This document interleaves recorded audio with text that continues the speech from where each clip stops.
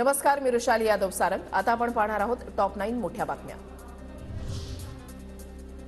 बीडमधून पंकजा मुंडे लोकसभेच्या रिंगणामध्ये उतरण्याची शक्यता। भाजपच्या वरिष्ठ नेत्यांमध्ये चर्चा सुरू। पंकजा मुंडेंना उमेदवारी मिळाल्यास धनंजय मुंडे स्टार प्रचारक असणार।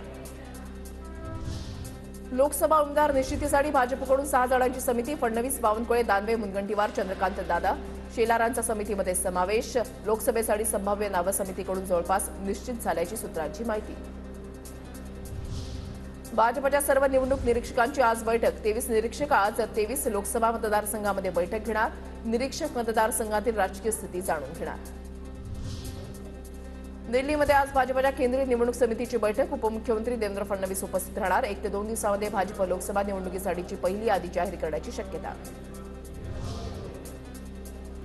वंचितला 27 जागा लढायच्या नाही, त्यांनी 27 जागांवर तयारी केली। संविधानाच्या रक्षणासाठी वंचितसह आम्ही सर्व एकत्र, तर वंचितसह मविया राज्यामध्ये 48 जागांवर लढणार। संजय राऊतांची माहिती।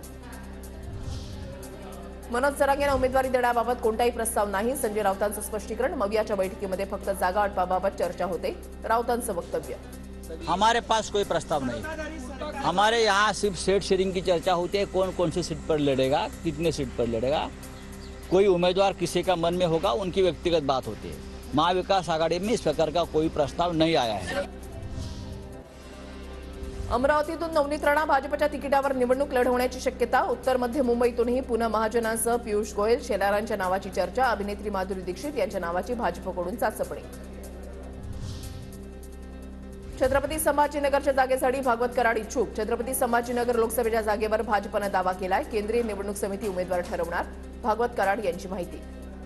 संभाजीनगरची जागा लोकसभेची जागा भारतीय जनता पार्टीनं मागितलेली आहे असं मला सांगण्यात आलेलं आहे आणि आमची तयारी सुरू आहे संभाजीनगरच्या जागेसाठी।